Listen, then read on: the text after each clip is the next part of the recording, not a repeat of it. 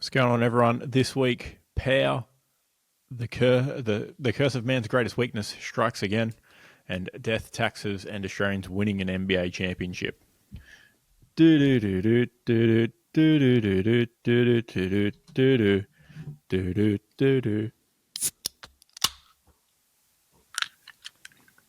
Minimal noise this week. What's going on, everyone? We're here with episode 146 of the Storm Beach podcast, talking about all things great and garbage this week. What's going on, Keelan? Oh, that was a regulation crack, I think. Thank you. It is Citrus and Sea by 7 Mile Brewing. It's an Australian lager. It's yuzu and pippy infused. Pippy? Pippy. Does it taste fishy? It doesn't, but it's definitely a little salty. Okay. Yeah. It's Without tasting it, I obviously don't know how I feel about it in the purest sense. As a concept, though. Yeah, it's citrusy, as you could imagine, with the yuzu. But it is definitely seasoned for sure. I was a bit dubious. Sam brought them home, and I was like, "Pippy, I've seen Clamato before, which is a big US beverage. It has both clams and tomato." and I was a little worried. This is real. Oh yeah. And it smells as bad as you'd imagine too. It is a commercial beverage made of reconstituted tomato juice, concentrate, and sugar, which is then flavored with spices, dried clam broth, and MSG. Delicious. Big in Canada, allegedly. Oh, right. It's Can I get Clamato in Australia? They ship Australia-wide from pepesmexican.com.au. Interesting. I wonder if that's the same Pepe's Mexican that's in Brisbane. It looks a hell of a lot more Mexican than the American bottle. It's only $16.50 a litre. Only. Bargoon. Which will be the price of petrol soon. True. But yeah, it's interesting. It's definitely a sort of salty beverage. So hopefully no cramps this show, which would be good. Oh, yeah. That's a benefit. Yeah. What's going on? But yeah, I'm on. This is what the Gold Coast sky looks like at the moment. I'm on the Gold Coast. This is just a view outdoors. Mm-hmm. You're sitting on top of a building somewhere. There's a cloud over here. That's a cloud. Yep, obviously. Yeah. Definitely not the remnants of what once was a floating shelf. No, I'm back home for a couple of weeks because we've got a Salty Seas gig this Friday at Vinny's Dive Bar. So come on down. And then, the marathon the week after. And then week after that is Lord of Zach's the Rings, birthday. isn't it? Lord of the Rings is before the marathon, yep. Yep. Yeah. And then that's after right. the Pies game. Week after that. Oh, yeah, Pies game, yeah. With the membership I haven't bought yet. Mm-hmm. So we'll see. Don't skip ahead, though. We'll preview that game in, 2 weeks? Yeah. So, yeah, tune in then. But yes, I'm podcasting in poverty, looking down into my webcam, which is never a good look, and podcasting with one screen. So there'll be a little bit less Jamie action Googling potentially because of just inability to juggle windows. Yeah, I'll try and cover that for us. Look, I got a very, very lovely jumper from Aldi. Yeah, very good. Very good. You got to play, through adversity sometimes, and you're showing up for it right now. which is just great. Yeah. Yeah, I've got that marathon mentality. You know what I mean? Very good. Push through. No one's saying that. It's alliterated. Like, it's great. I love my new Instagram bio. Marathon mentality. Yeah, you can be It's a bit wanky though, isn't it? you can be the marathon mentality guy. Hell yeah. No one said that yet, have they? Maybe. I don't know. I'm pretty sure it's the first time someone said that. Oh, definitely. Yeah, it's definitely the first time in history someone said that. I What's don't going know. on with you? Is it Oh, before we move to me? Thanks for asking. sorry. A bit premature. That's all right. It happens. Is it maybe because it's not so, I don't know, positive necessarily? Marathon mentality. You're just working towards life where things are really, really drawn out.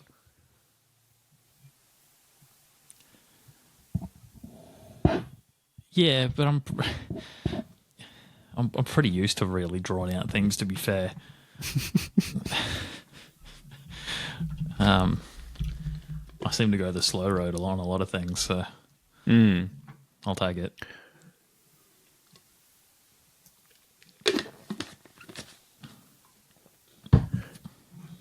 For example, wisdom teeth still coming through. I reckon I've got one coming in right now. Ooh. Yeah. Hopefully not Riders marathon just kicking off. Yeah, hopefully it doesn't rattle my skull every time I take a step on the day. That wouldn't be very fun at all. No, it would not. I'm just trying to think of when marathon mentality might have been used in the past. But you could use it as like a sort of geotag if you ever went to Greece and you decided to visit marathon. Does it still exist? Yeah, of course. No, like, is it still called marathon? Oh, it is. Yeah, there's a stadia there and everything. Stadia. No, I don't know what word that is. History of Iran. I've accidentally clicked on the history of Iran here by hovering over Persia for a little bit too long. You're about 2.5 clicks away from World War III content there too. New Wikipedia game. Instead of getting given a random page and then having to find, X famous person or whatever, you just have to do the random Wikipedia thing and then get to any of the countries soon to be participating in World War III. I don't think that would be. It wouldn't take too long. I genuinely don't think it would take too long because of just how long these countries have been grumpy little bastards for. Yeah. Oh, yeah.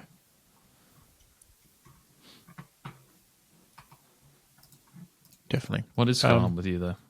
Oh, thanks for asking. You'll be pleased to know I finally mowed everywhere. Every blade of grass in my residence has been cut for the first time since pre-Alfred. I'm not a big fan of blanket statements, mostly because of the easy out that pseudoscience gets if someone walks onto your property and finds an uncut blade of grass and then can convince the masses that your whole statement's wrong. So I'd appreciate it if you change it to like the Pino Clean attempt on germs, the 99.9, if you don't mind. Guess what? If they walk on and find an uncut blade of grass, they won't. We'll beat it by 10%. Yeah. They just flat out won't. Yeah, okay. All of them have been cut because all of them were this long at one point and now they're this long.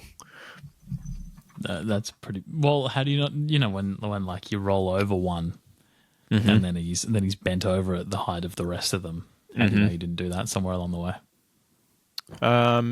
I'm confident I've taken at least a small piece off every piece of grass that's been folded over. But that's Okay. that's because I've been trucking along very slowly with the mower so that I That's can fair. actually cut those bits of grass and they don't just tip over and choke up the mower. But yes, We'll take it. yeah, got that done this afternoon. Sam and I were cracking laps for the last little bit, right behind each other. Kraken laps. So pretty good. Just quietly, while you've done that, I've played the Wikipedia game and gone to World War III. Just now. You wouldn't believe. I thought it was going to be impossible until I realised what the page was. Yep. I'll share it. This is maybe the most empty Wikipedia page of all time. Okay. What's the point? Moot.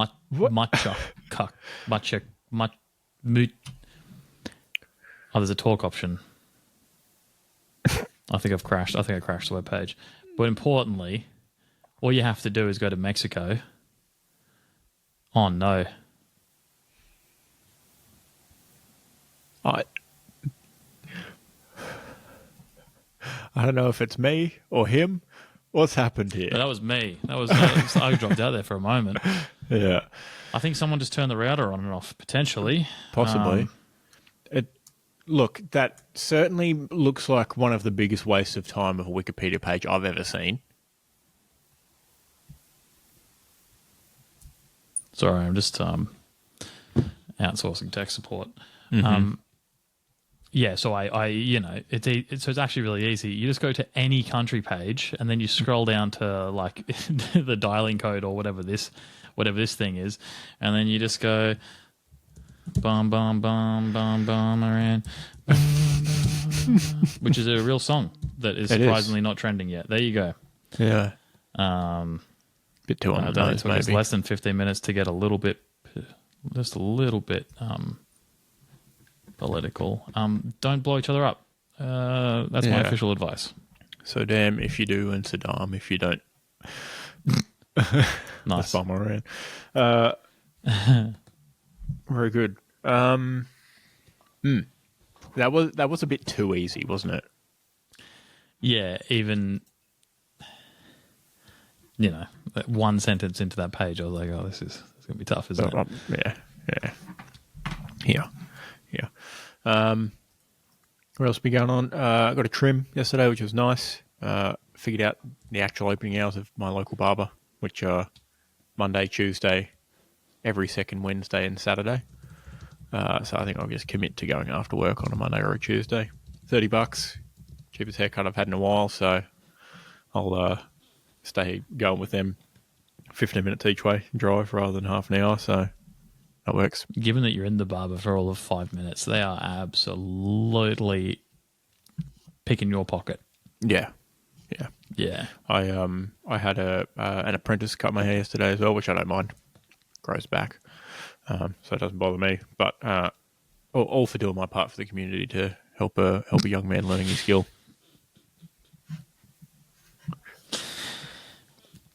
Is it a real apprentice though? Yeah. Is it? Yeah, why would it be? It's not a real trade. What do you mean barbering isn't a real trade? Like, you don't go to trade school for it. Well, you go to barber school. No, you don't. I'm pretty sure. What, you think you just fucking start cutting hair? Well, I legitimately think you do.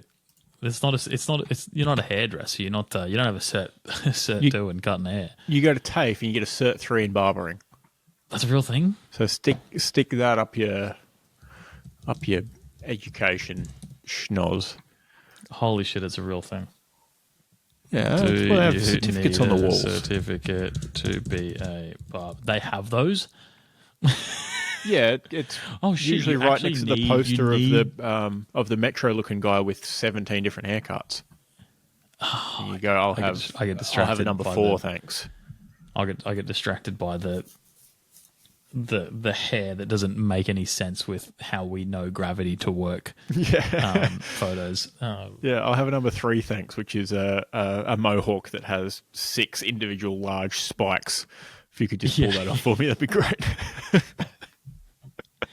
Which you'd think it would be relegated to like some sort of larger number further down the line. Back of the catalogue. But no, it's like top 10, apparently.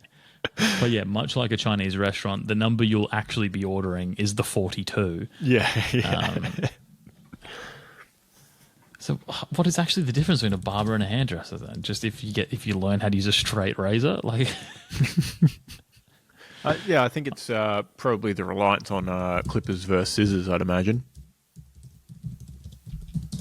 And I guess the general thing being men or women as well. Yeah, often focusing on shorter haircuts, fades, and beard and mustache grooming as well. Yeah. Going to the hairdresser, don't ask them to. You wouldn't learn how to dye hair in a Cert 3 in barbering because they only have so much time in your 4.5-week course. Yep. Actually, how long is it?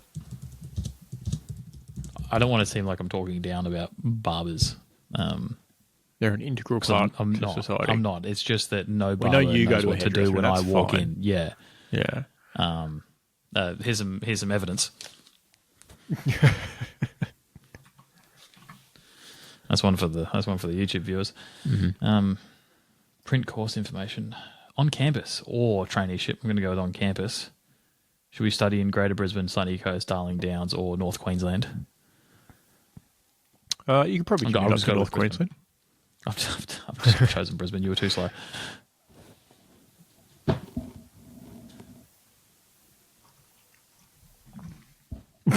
You do learn shampoo and basin services in your barberness. So yeah, it's just not very common. I couldn't tell here. you the fucking difference. Yeah, I think it's a heteronormative divide. Sorry, but when they say Greater Brisbane, they mean Ipswich. Hey. So pretty great. Maybe we should. Yeah, Matt lives in Greater Brisbane. Mm-hmm. Part-time, 3 days a week for 6 whole months. There's that much to learn. Hey, there's a lot of different styles. $13,000. Yeah, it's a lot of styles. Fucking hell. But yeah, you don't often see a sink for hair washing in barbers here. In the UK, it's fairly common though, and they're mostly Turkish. I did get a haircut while I was there. I was overdue, and I was like, "Oh, I need to wash my hair first." But we were, on shower limitations, and they're like, "Oh no, don't worry about it. There will be a sink there." So I got a little wash and then a cut.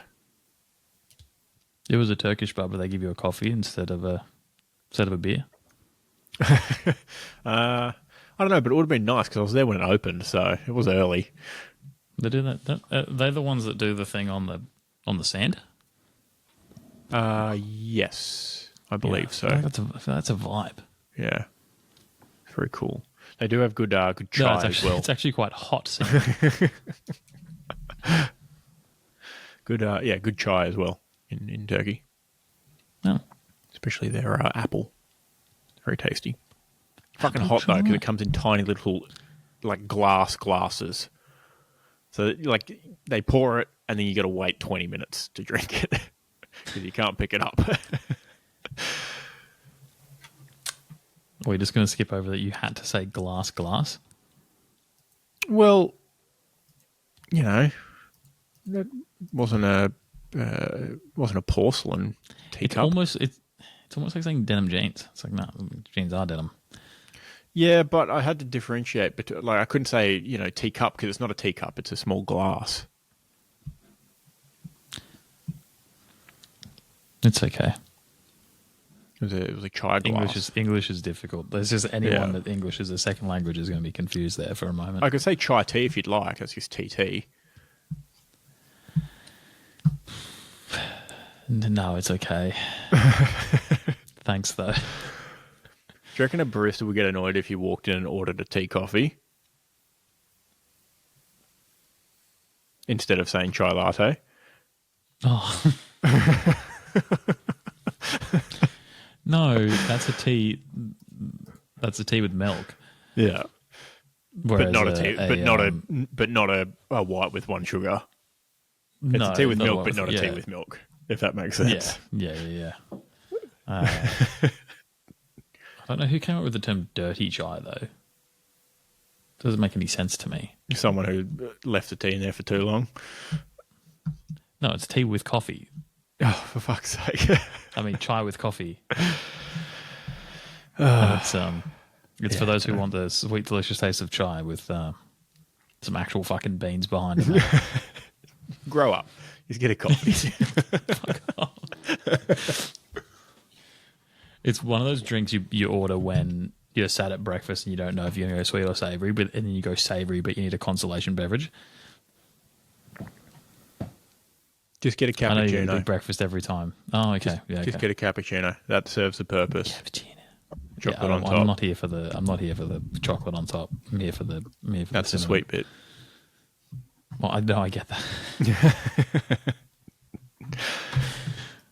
I'm aware of the concept. Yeah, Butcher of the Week. I've got a positive start, actually, a redemption on a previous butcher. Oh, okay. Auckland City. Right. They drew 1-1 with Boca Juniors. That's as good as a win. That's better than a win, yeah. Yeah. Why did I say that? It doesn't make any fucking sense. The player for Auckland City that scored it was I believe one of their defenders, and he is a full-time teacher. Oh, hell yeah. Yeah. He's going to be telling that to his students literally until the day he retires. I think it's worth it to never retire at that point, just for infinite bragging rights. They absolutely played relegation worthy football in the way that they just absorbed the pressure, and then from their 3 scoring shots, 2 of which were on target, 1 went in. Very good. To Boca Juniors, 41 attempts, 10 on target, 1 goal.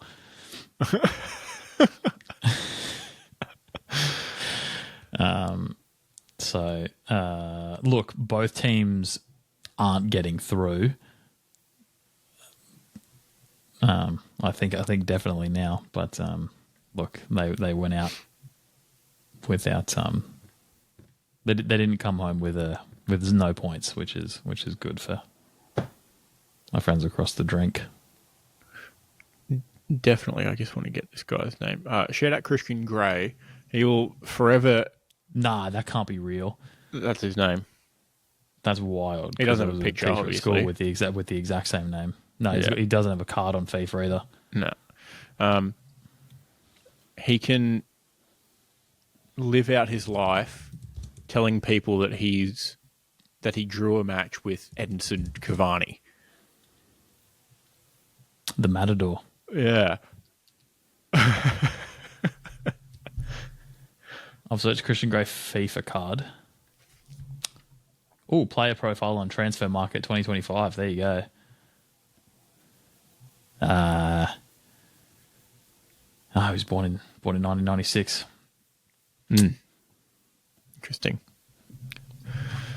Man, they were just taking shots from everywhere, weren't they? 41.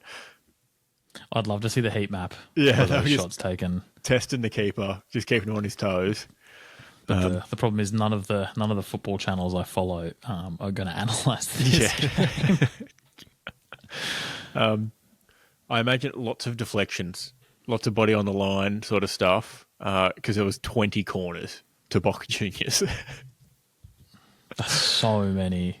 Helping out the keeper there, just getting in front of it. I kind of want to see this goal now, if I'm honest.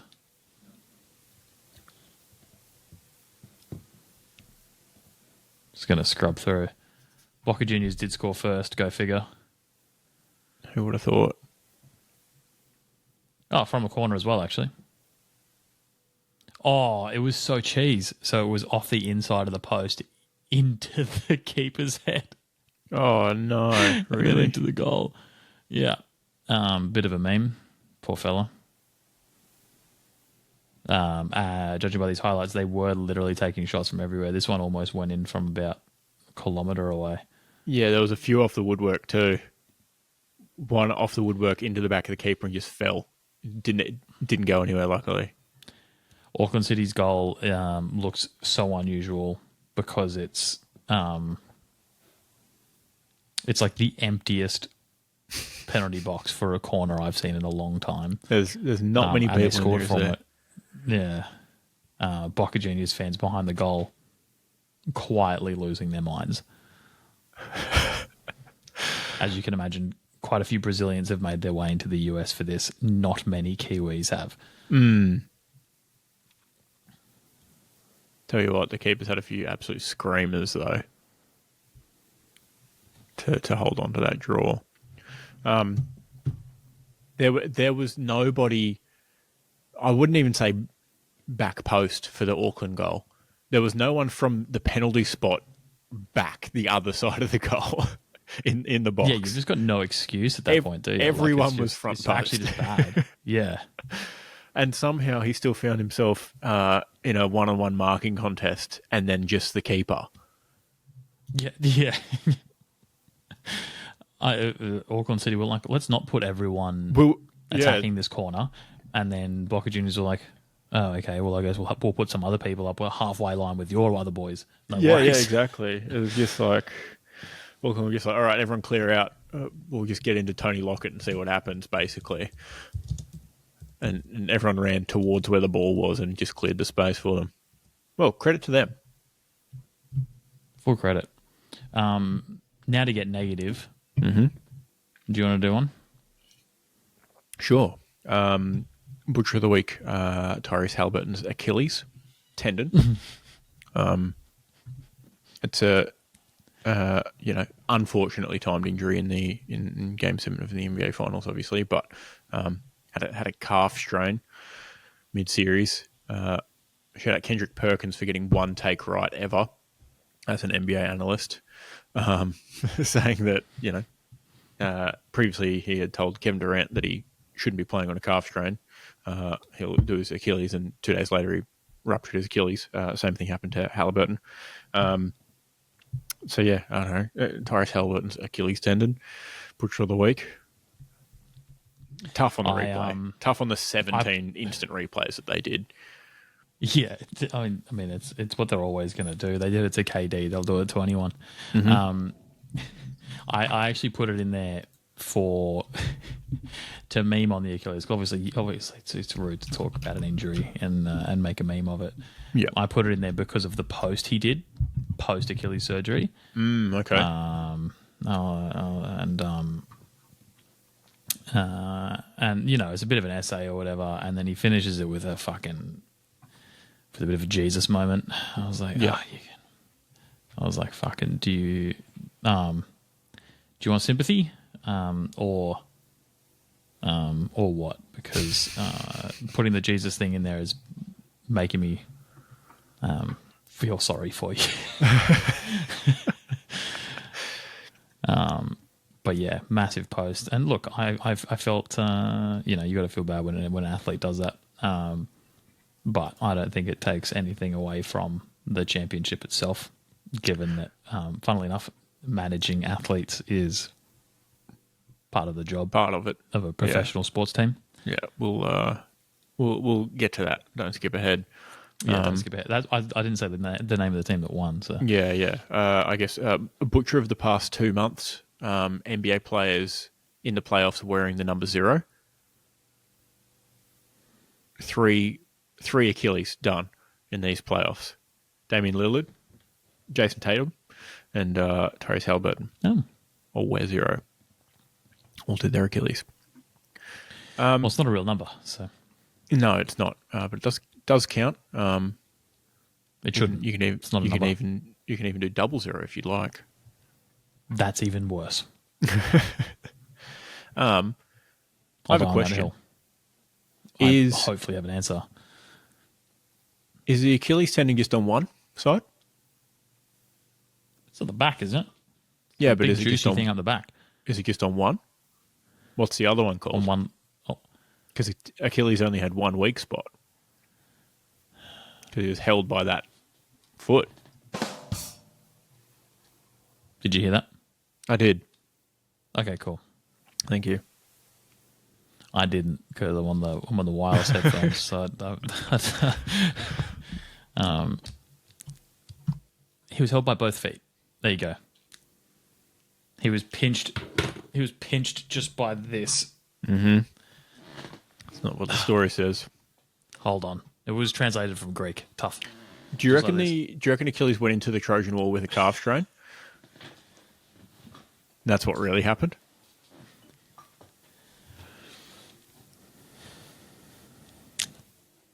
He I was think it like, says look, something about the real winners of that siege. Really, he they, was like, they only it did what they could started because of the calf strain. exactly. He was like, it started. This is what I've trained for my whole life. If I can walk, I can fight. And then 2 days later, he ruptures an Achilles, and then retroactively shoves an arrow in it to not feel so bad about it. Oh no, I've been shot in my 1 weak spot. I promise I didn't just have a mild calf injury before this and then rupture my Achilles and then make it look like a battlefield injury. Yeah, Exactly. Yeah. awfully specific. Too bad there was no sports war journalists back in Trojan times. Yeah. I suppose we wouldn't have these stories of myth if there was. Yeah. These are the things that modern medicine has taken away from us. Knowing what's actually happened. We don't imagine the story behind KD if we didn't know that his Achilles had ruptured. Actually, I did see a thing the other day, speaking of ancient Greece and such, the movie Troy. Yep. You know that fight scene with Eric Bana and Brad Pitt? Yeah. Yeah, supposedly they both did that without stunt doubles. Right, full credit to them. So yeah, they had a gentleman's agreement and they'd have to pay each other depending on how many times they accidentally hit each other. Eric Bana didn't have to pay a cent. Good guy. Because he's too good. Yeah. Whereas Brad Pitt, I think, paid him $750. Yeah. The top comment on this alleged real story was you're telling me for $750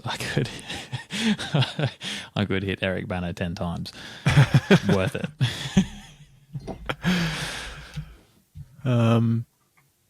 What's the Boagrius? You know who Boagrius is? Enjoy the fucking giant guy. Did I spell it right? No, I did not. But yes. Boagrius. And then he just gets absolutely murked. Is he also the really big dude in Mad Max? Yeah. That's the him. newer one? Yeah. Nathan Jones. Talk about getting typecast, eh? He's from the Gold Coast. Oh, fuck off, he is. That's wild. I mean, he is humongous. 6'11".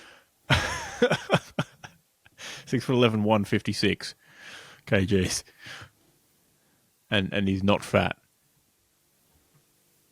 His head's probably bigger than my legs. It's a big head. Yeah, very big head.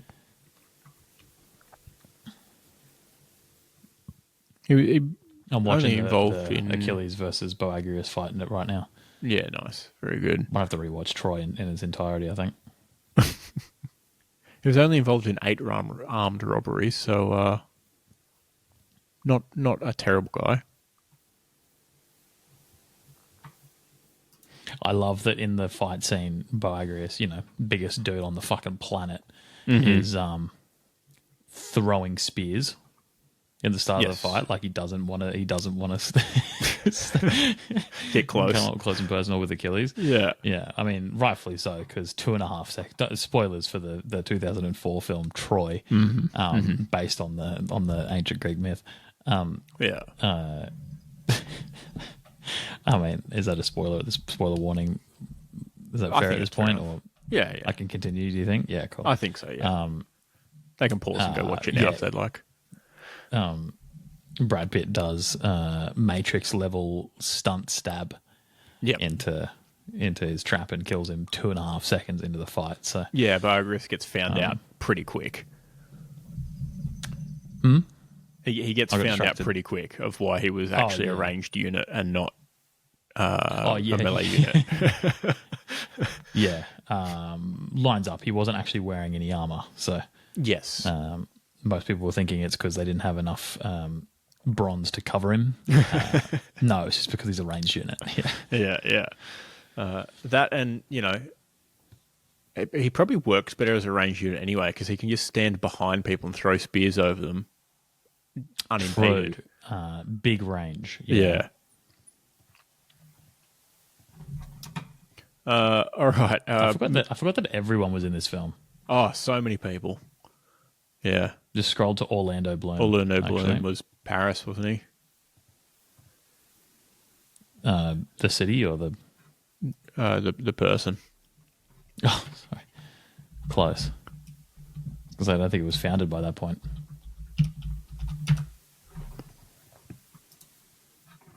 I know that one dude with the beard. Yeah, everyone's in this. Wow. Yeah. I'm getting distracted. All right, moving on. Mm-hmm. I've got another butcher of the week. Go for it. I've got Goulburn Valley. Now, is this the location or the yogurt? Yogurt was a bit out of left field, actually. Well, it's about the culture in the Goulburn Valley, so I guess both. Yeah. Okay, so Tell me about it. So Goulburn Valley, known for its fruit and such, could soon become home of the giant pear.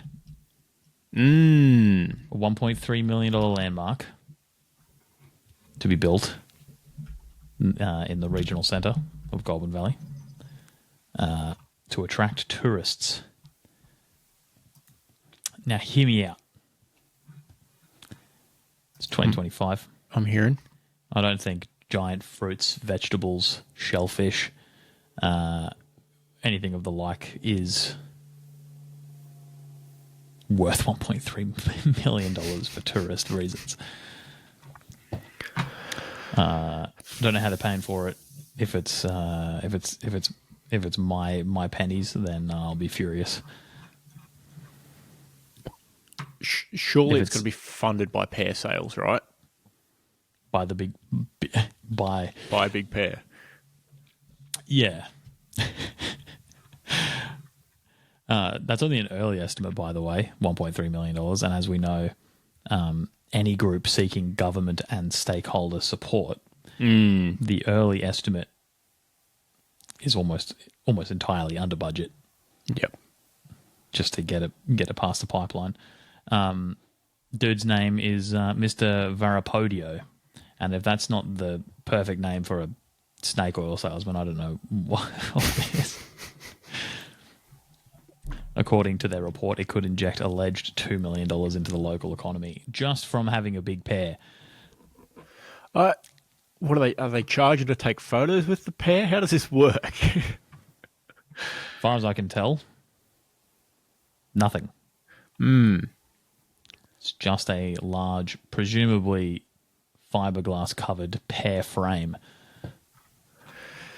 Yeah, I imagine there's got to be some sort of shop or something there as well to make it worthwhile.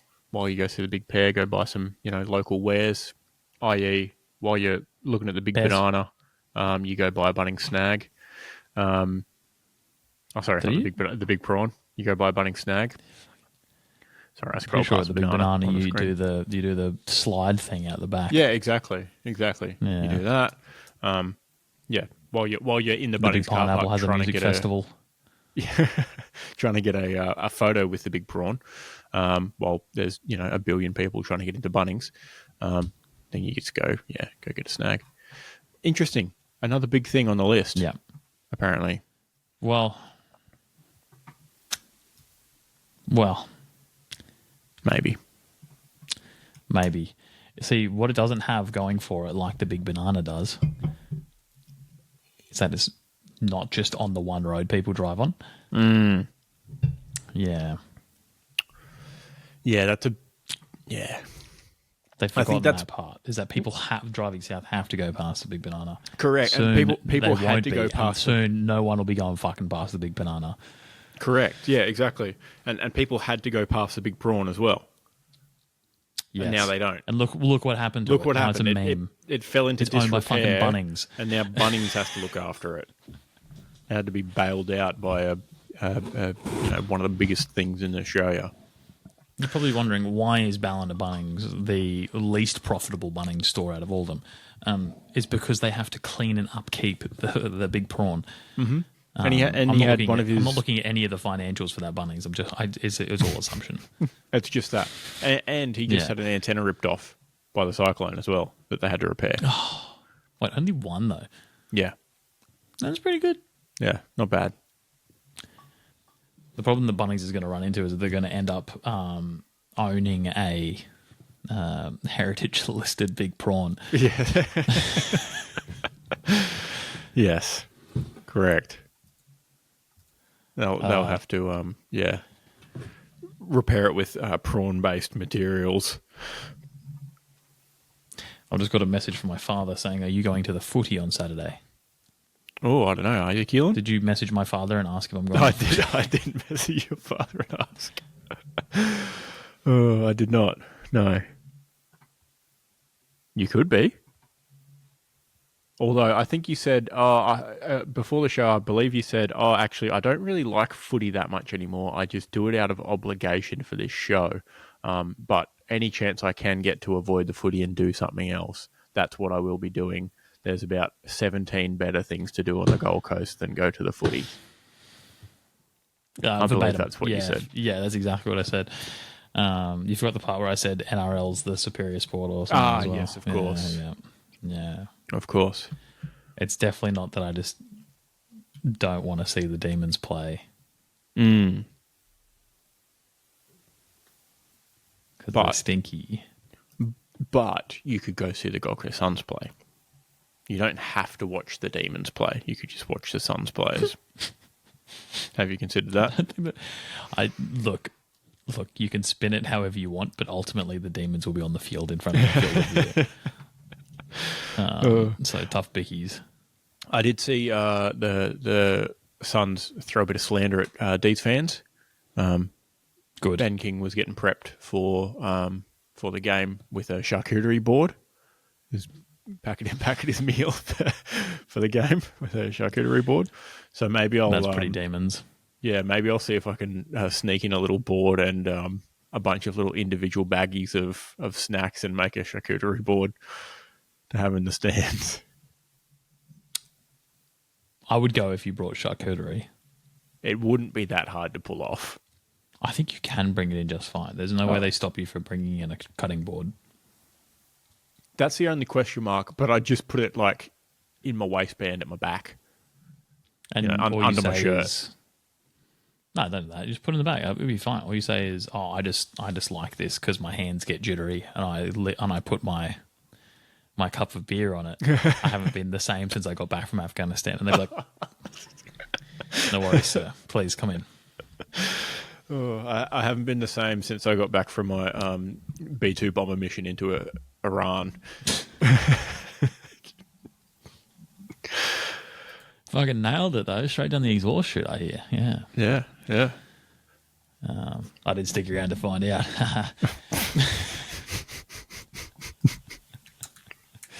you reckon they just played Freebird on the way back? The whole time? Yeah. It was How long do you reckon the flight is in a B2? Well, they I assume there was an aircraft carrier in the Mediterranean somewhere. No, they flew from the US and refueled midair twice, I believe. That's so sweaty, dude. Yeah. You're telling me they didn't have a single one closer. They sent... Oh, they probably did, but who cares? They sent some... Maybe they didn't want Israel to know they had bombers closer. Correct. Yeah, correct. They sent some west... some B2s west. They sent some west and they sent some east, and they said, all right, whoever gets there first. Well, no, yeah, yeah, exactly. They sent some west to throw a bit of a distraction, so Iran would go, huh? Out this way, and then they just bombed them from the other side.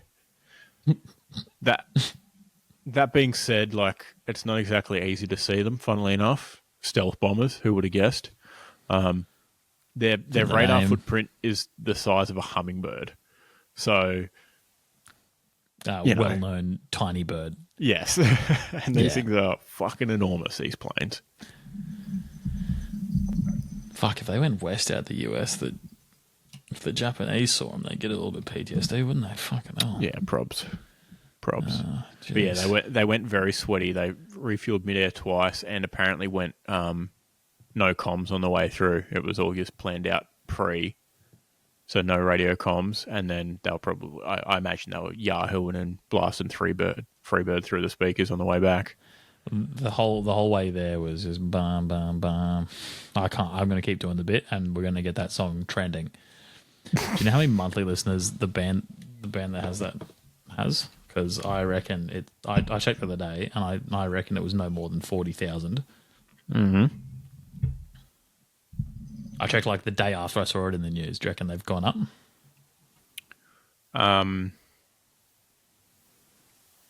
Yeah, and then back down very quick. 133,000 monthly listeners.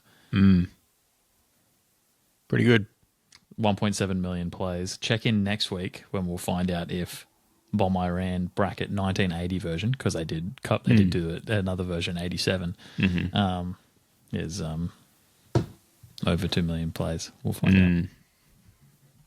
Probably will be. It will be just quiet. Probably will be. Yeah. Just stop bombing each other. Anyway, you've got one more butcher. Sure. Oh yes, and we forgot to mention it last week. But the Geelong whiteout that they did with all their white t-shirts that they put out for all the stands, all the fans in the stands. Right idea. You got to win that one. You do that. But unfortunately, the Cats did not win that one, and they're going to have to come up with a better strategy to hide Bailey Smith's whiteout fever. Oh, you didn't have to spoil my recap. I think I literally had. I had whiteout in my first draft of that headline, and then I've changed it, so it's okay actually. And before we move on, I've got a quick nomination for the shit list. Go for it. We've got man hypocrites, or the Manchester hypocrisy. Yep, nice. If you will. So what they've done, which is quite funny, they've filed a complaint against Liverpool for breaching profit and sustainability rules. Interesting. Which is a really funny thing to do when there's 115 charges still chilling above your head. So I'd like to kindly remind viewers of the podcast that Liverpool have maybe the tightest owners. They've got the tightest ownership to success ratio potentially in the Premier League recently. So given that they spent, I don't know, 30 mil last transfer window, I think they're going to have a crack at this one. All right. Yeah. Profits and sustainability is over like 2 or 3 years, I think. You'll be logging losses for quite a few years. Do Just a to mudslinging really get match hammered. now. Yeah. Just pulling down whoever they can on their way down. They are, just grabbing onto literally anything at this point.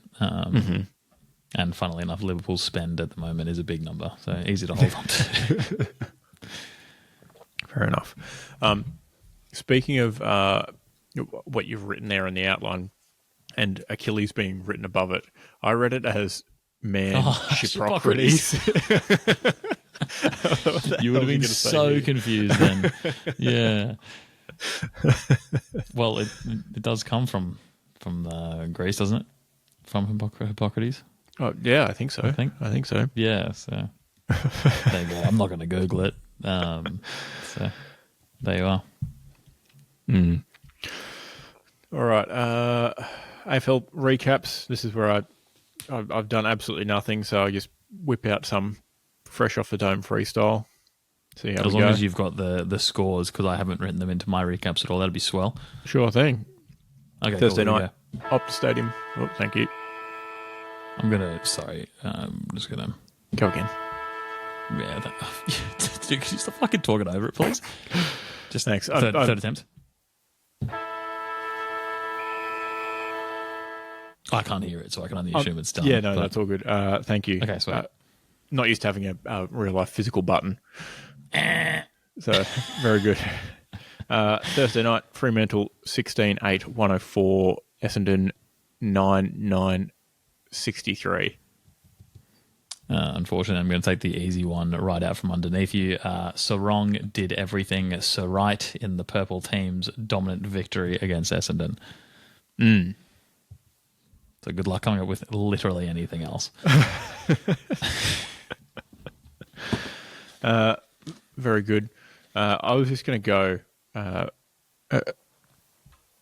pretty simple. Dockers drown Bombers. No, we'll take it. Yeah. Local dock workers don't bother recovering crashed bombers out of Port City. Recovery mission abandoned. Yes, Not worth saving. Rebuild imminent. Yeah. Jackson hands Bombers L. And Optus. Luke Jackson, 48 outs, 3 goals, 21 disposals. I was trying to think of his... Yeah, thank you. His first name was escaping me so bad there. Forgot the very common biblical name, Luke. Yes. Whoops. That's on me. Now, would you believe I didn't stay up to the end of this one? I didn't stay up for the start of it. I sodded the whole game off. I find that honesty is the best policy. I didn't care about it in the slightest. Very good. Very good. All right, on to Friday night at GMHBA. Geelong 6-15-51. Brisbane 14-8-92. I've got a crowd whiteout for Danger's 350th had Bailey Smith seeing white and charging around like a bull in the arena. But unfortunately, Smith needed some of his usual prescription white and failed to carry the Cats to victory on Friday night. Very good. I don't know. Lost feeling in my legs, sorry. Keep filling the void. Oh my God! I've just realised Jeremy Cameron kicked 4 goals straight. He kicked 4 of their 6. He wasn't fucking around. No. It was such a break glass game that Dangerfield was in the midfield in the second quarter. Yeah, that's not a good sign. Also, Yeah, we were all panicking. I sprinkled a couple small wagers on Dangerfield. You know, milestone game. I like to target those. Yep. 3 behinds. not I was great. like, oh yeah, he's playing up forward a bit. He'll definitely get 1. Let's go for 2 because it's a milestone game, and I'll sprinkle a little bit on 3. Even their usual characters were not accurate. Like Myers didn't have a good time. I was like, oh, okay. And by not accurate, I mean general kicking. Yeah. Yep. I could say maybe like Morris didn't have a minor scoreboard impact. So he kicked 5 goals, 1. That's a shout out to Top Gear's least favourite car. Thank you for getting it. The episode where is it against the Morris Miners Owners Club where they're going around like the snowy ski track or something? Oh.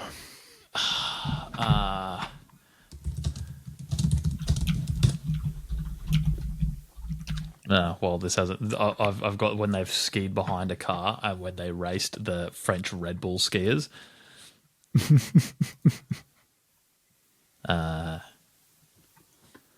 It's got to be in the Winter Olympics one. The ice race, season 13, episode 5. Funnily enough, they weren't in a Morris Minor, I don't think. I think they blew one up at the end or something. Possibly. I distinctly remember them dropping one or breaking one at the start or the end of this. Very interesting. He looks so young in this, except for Clarkson. He still looks... My father-in-law actually has a Morris Minor ute. Fuck off. Yeah. He's got it all sign written. It's pretty crazy. Oh, okay. That looks better than... Looks better than a Morris Minor. I'll give you that for free. It does. Yeah, it's actually an improvement. Because it looks more like a... one of those big old Chevy utes, to be fair. Yes. Yeah. That's pretty fresh. Does it have metallic flake paint? Yeah, I believe it's metallic black with sign writing on the side for his business. Work expense. Fuck yeah. Yeah, he's had it like redone twice, with new businesses. So just write that off. Thanks. That's wild. I feel like there was a person that had something very similar to this. It was definitely a Chevy though, and had beer taps, and he'd turn up at weddings or whatever that didn't have a bar, and he could sell beer out of it. I've seen that one. Oh yeah, was that the thing at Gareth's wedding? Might have been the thing. There was one there. There was definitely a truck that had beer on it, wasn't there? Yes, there was. Yeah. It wasn't that one that I was referencing, but no, that was definitely something. Correct. Logan Morris, youngest person to kick 5 goals in back-to-back games since Matthew Lloyd in 1997. Ooh, good signs. So at this point, they've potentially filled that Joe Danaher-sized hole in the forward line. I think it's too early to say. I mean, he's getting the goals. He's up there, but maybe probably not long enough yet. He's probably just not doing everything else Danaher was doing there, to be fair. Yeah, true. Yeah. He is very... I'm blanking on names. The Suns guy. Which one? The young one that is muscled up. Forward. But the young tall forward at the Suns. Jed Walter.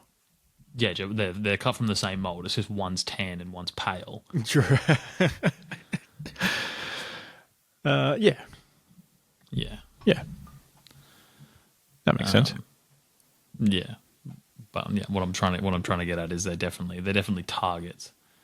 Yeah. Yes. Good point. How young is he? What? How young is he?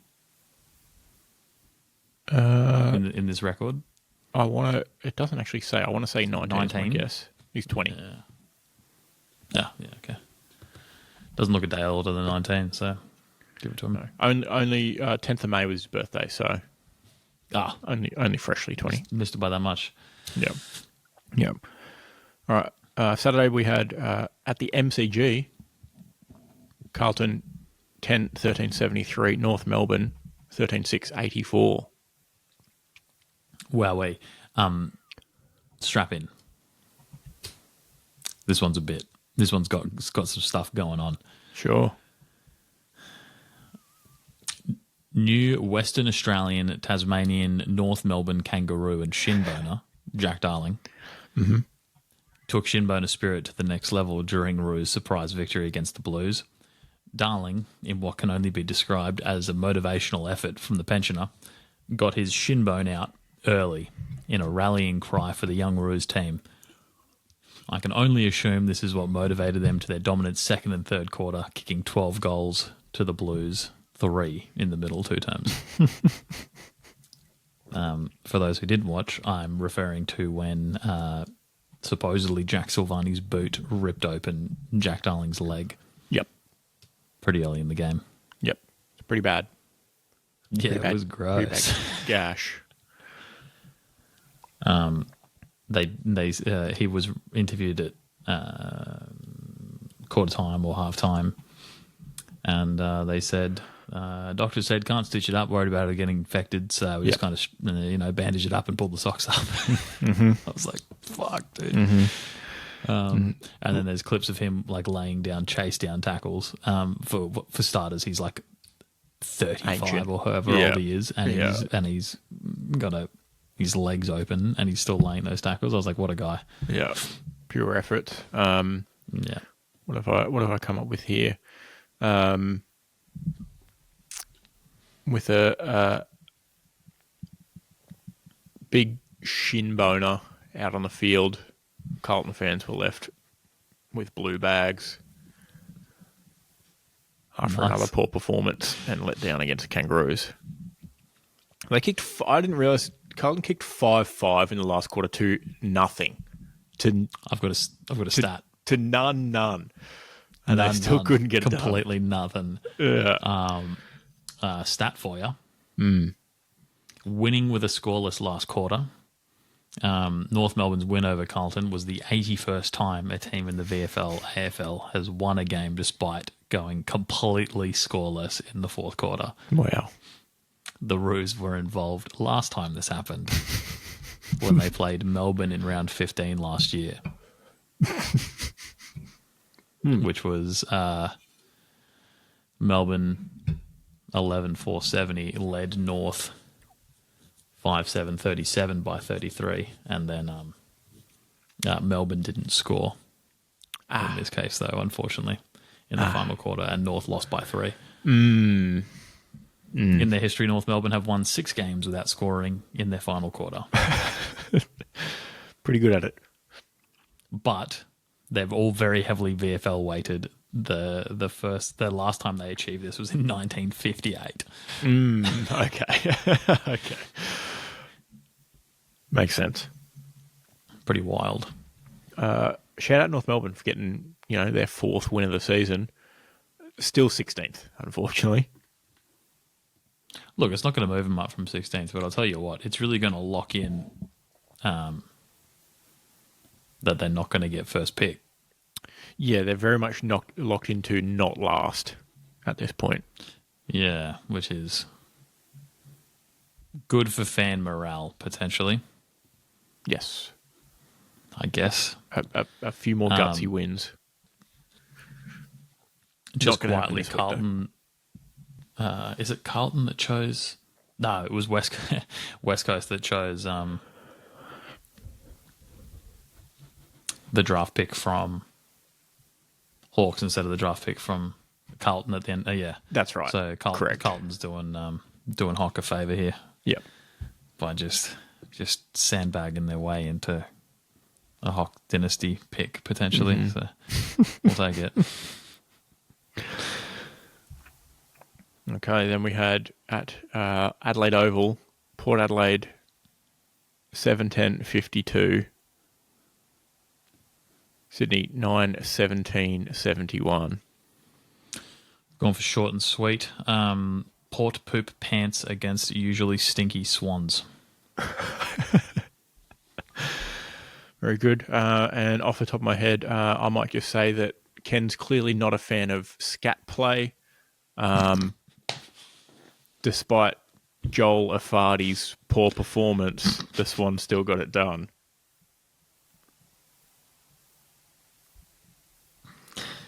Yeah, top of your head, hey? Yep. Yep, I haven't been thinking about that one for a while. No, I haven't actually. That was pretty 0-6, Joel Amati. 0-6. He had 11 kicks for the Wait, game. actually? Six of them were behinds. Yeah.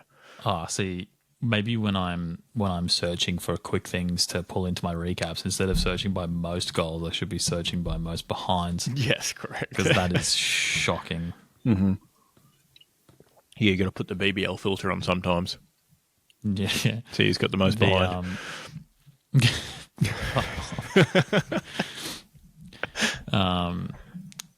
Yeah, just quietly. Funnily enough, when some of Sydney's stars actually turn up, they can play better.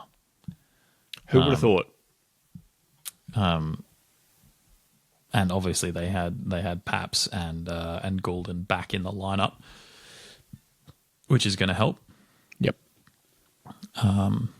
And if anything, that's a great game for them to come back in against because Port clearly stinky. So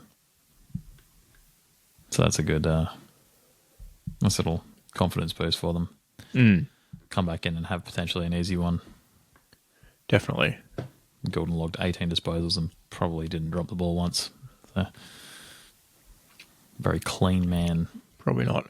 Definitely starting to see a trend though.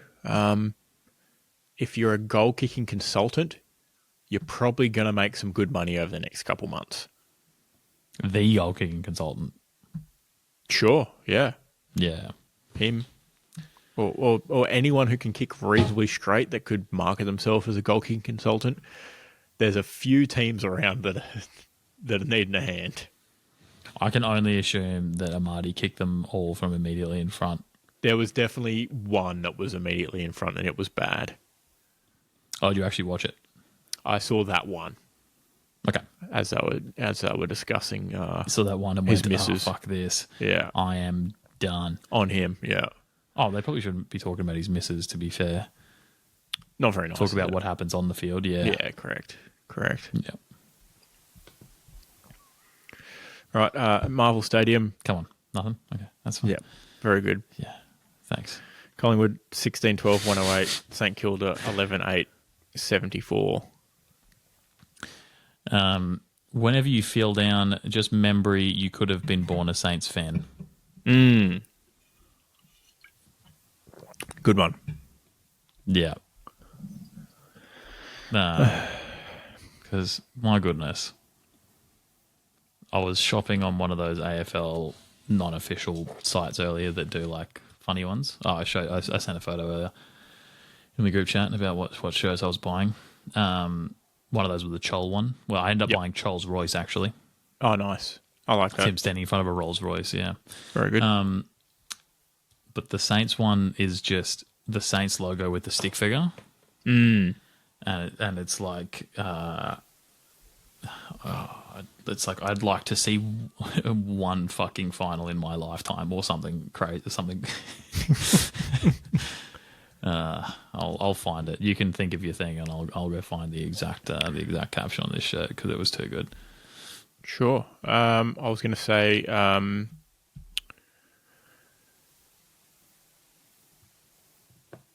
Panic. All panic, no disco. Yeah, pretty much.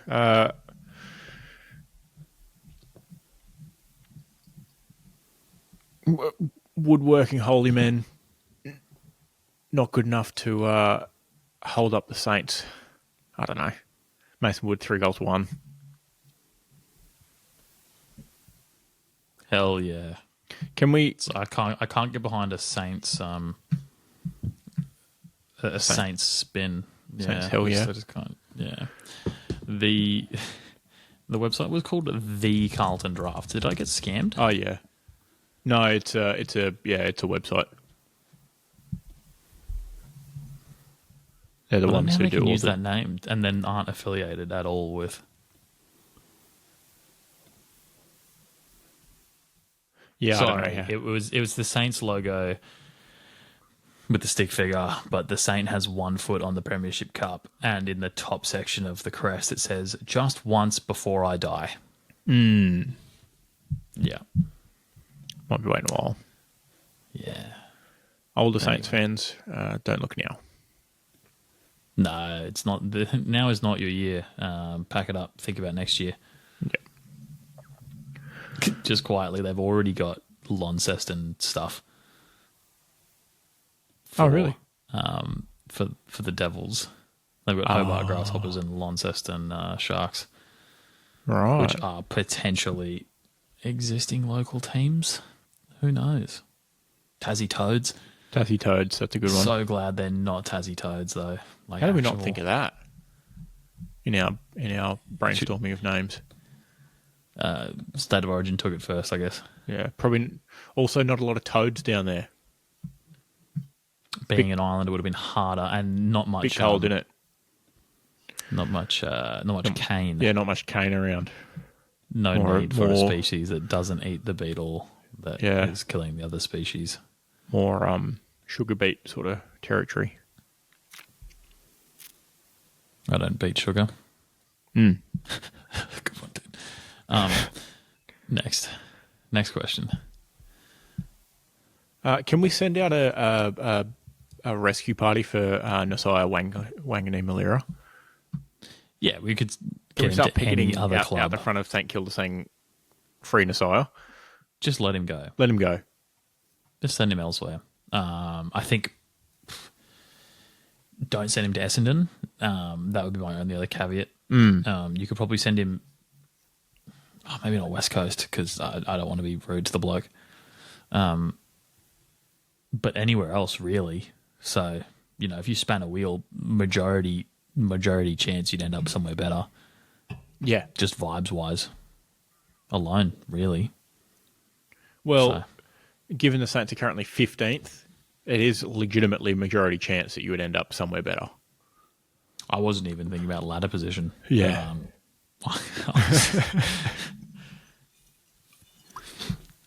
But prospect-wise, North Melbourne, you're like, yeah, on the way up, even though they're below them.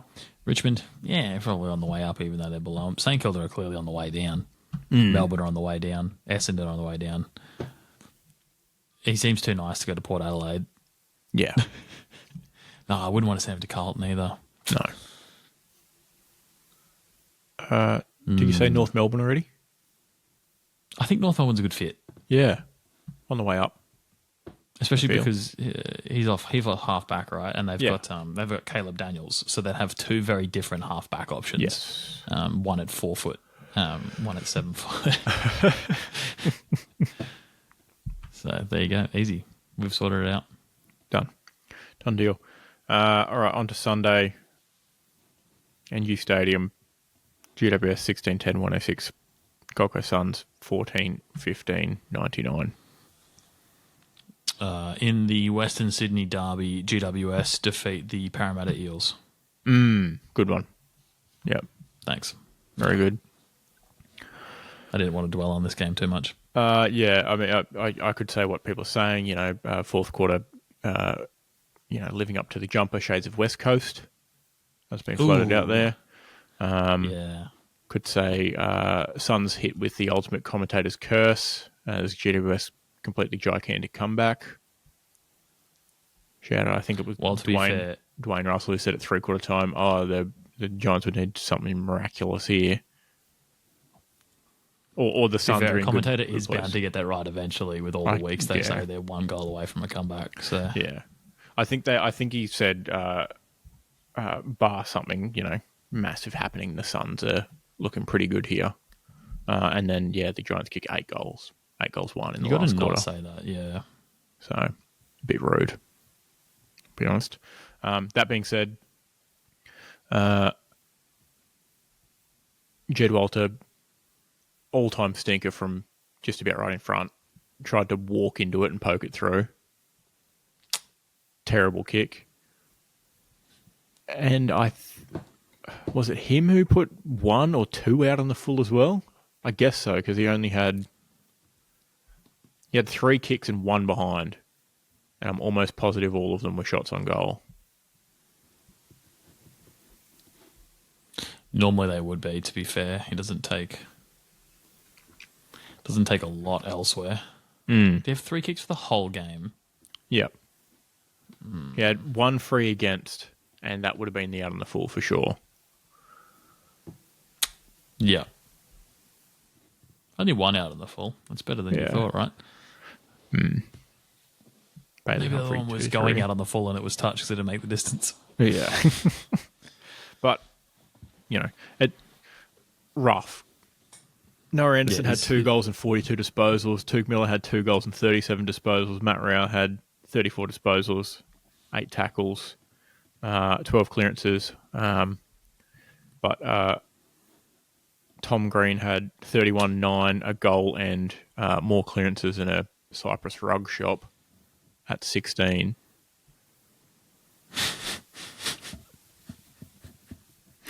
Sorry, that took me a sec. That was a good one. Thanks. Brutal. Had to win that one. Didn't have to win that one, but currently now sitting out of the 8 based on percentage. 1 game in hand, obviously, but should have won that one. That one would have helped. You can call it a win in hand this week. I don't want to talk too badly about the Demons, but could have been sitting in 5th, in 9th instead. Could have been. Yeah. I think, funnily enough, that was the best result for the Hawks. Yeah. Yeah, it was. So thanks in that regard. But you're welcome. Yeah, I don't mind the jersey. You'll see it maybe twice a year. Nice change up. I actually do like it. I just didn't want to dwell on the negatives of this game. So I was like, I'm just going to not talk about footy. Fair enough. All right, and then finish us off at Marvel. Western Bulldogs, 21-9, 135. Richmond, 8-8, 56. Young Richmond side fuck around and promptly find out.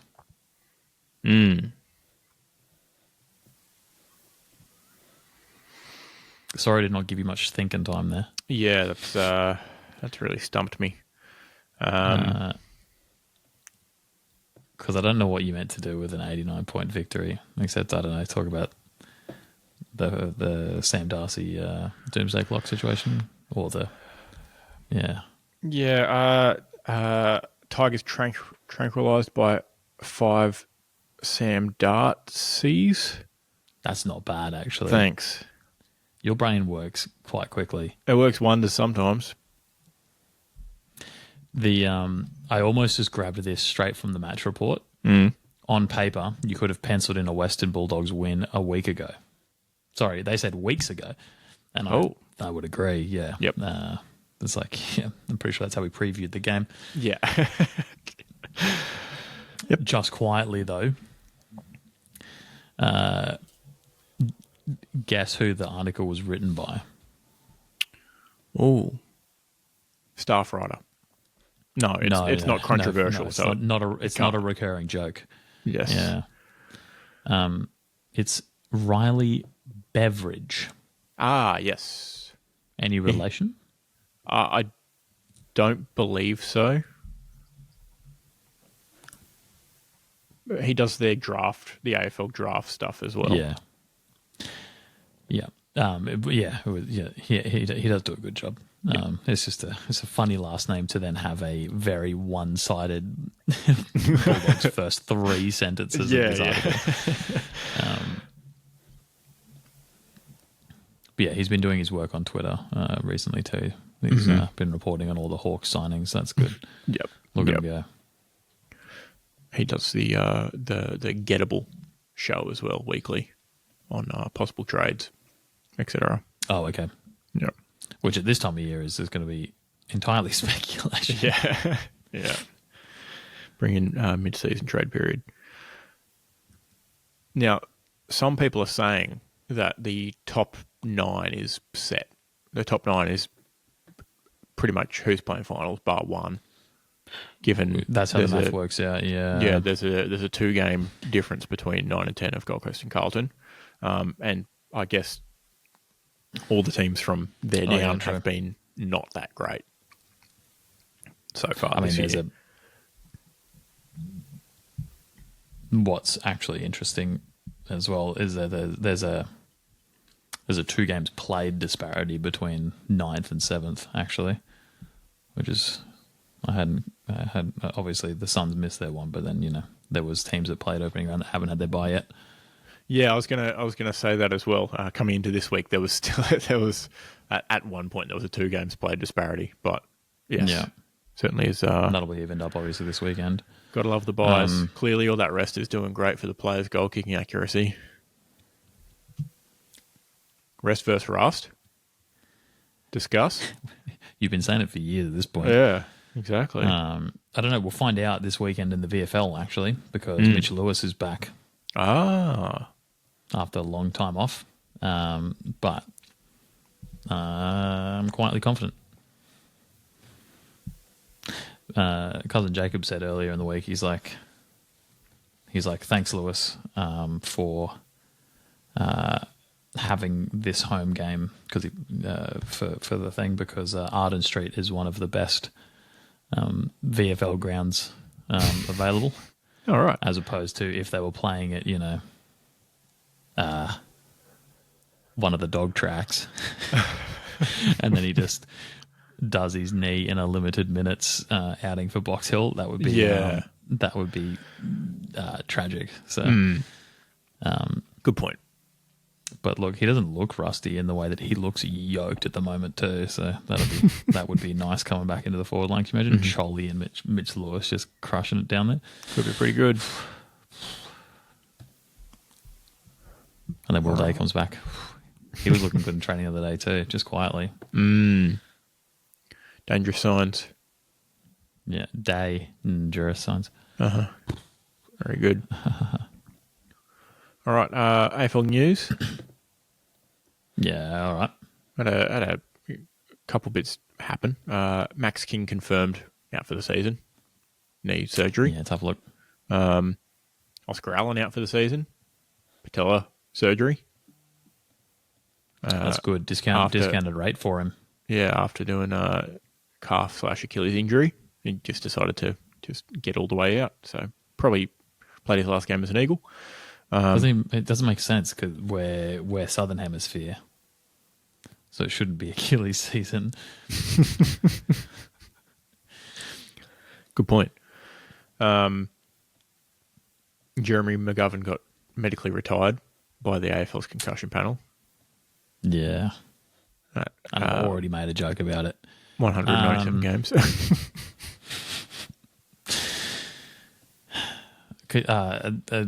Honestly, the saddest part about that is he doesn't make it to 200, I think. Yes, definitely. Yeah. That is the heartbreaking bit of it. Yeah. Doesn't get to reach that milestone. Then we had the Dimmer fine. It's definitely Year of the Bird. Yeah, I think we should have a segment that's like the opposite of the shit list, where it's like the based, just like completely based. I don't have another B word, but yeah, just because Gold Coast's official. This is coming from Tom Morris. Gold Coast's official view for the fine is that because it wasn't shown on game coverage, and AFL 360 were the ones that aired the vision of him flipping the bird, the Gold Coast Suns would like Fox Footy to pay the $2,000 fine, which is hilarious. Yeah, pretty funny. It's like, hey, we didn't show it. Yeah, he wasn't happy, but he waited. Yeah, he waited, and allegedly. The Suns and Fox were expected to have a laugh about it on socials and TV, but I haven't seen anything else. Yeah, I believe $2,000 seems funny. I don't even know who he flipped off. Just in general, at the end of the game, the Giants kicked the ball out in their forward pocket, and they just called it a throw in rather than giving an insufficient intent free kick to potentially have a very, very late last roll of the dice. Because El Clasico, if you're the attacking team and you kick the ball and it goes out to the boundary in your forward 50, it's never a free kick that way.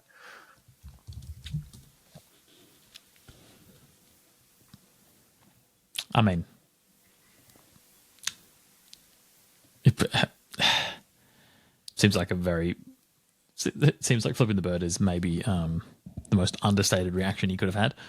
Yeah. Anyway, just because that's incredibly frustrating. There was a few after players getting 8 goals kicked on you, maybe. Yeah. But feels like me at basketball last night. We had a horrible game, and I barely got any of the ball because I was playing center and had no fucking idea how to play center as offense.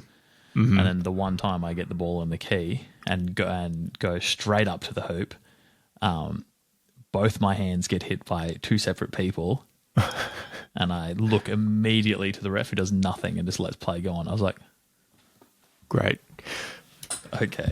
Literally, it was the one foul on me that game, and it didn't get called. Now so you know how it feels. 100% of fouls against me weren't called. Yeah. Yeah. The other team did think it was funny though, because so that was fine. At least the one guy on the other team I know who will take a joke. Yeah.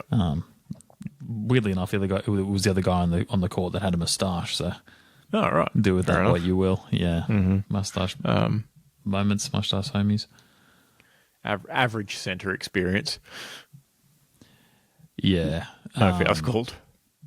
Because I don't know how to do the Matty J footwork action. I just had no fucking idea what to do. And normally I'm not in the key for anywhere close to 3 seconds. Yep.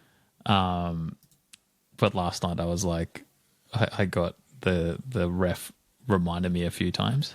Mm-hmm. In the subtle way, like whatever he says in the key or whatever. I was like, okay, cool. I literally started counting to 3 every time I entered the key. I was like, I'm going to make the most of my 3 seconds every time I was in here. And then, got the ball once in the key, maybe.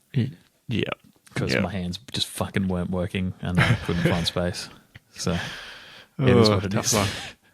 Tough luck. I had a bad time. I'm never playing again.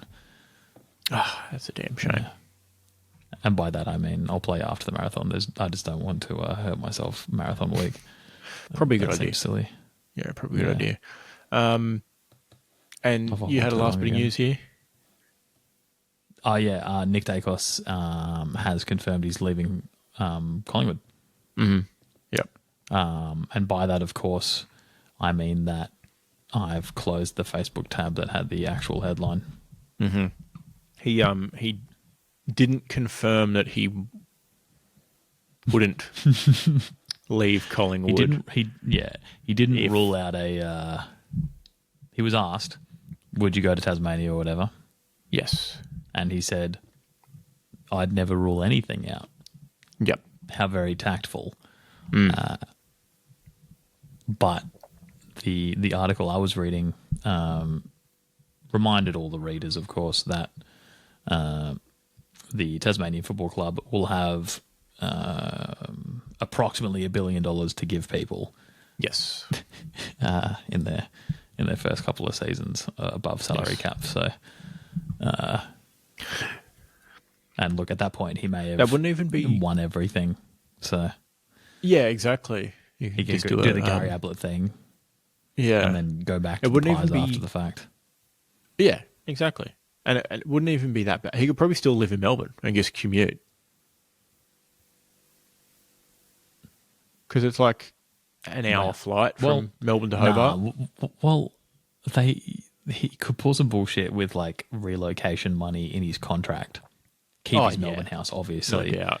But then he could get a house at each. On the Lonnie side, close to one of that golf course. The nice golf course up on the good one. northeast coast. Yeah, the one with the 2.5 courses. that I really want to play at. Boys golf trip. Let's go. But yeah, that'd be a good use of relocation money to get a golf house, essentially. Yeah. Golf house. It's like a holiday home, but you don't take the family because the only thing you're doing there is sleeping after you play golf. Yeah, of course. Yeah. All right. Shoe-ins, you had the Pies who won by 34-10. I had the Dockers who won by 41. Kiss of Death had the Tigers who weren't close. Yeah, for first time in a little bit, Kiss of Death hasn't been close. So Yeah. Back to potentially how things should be.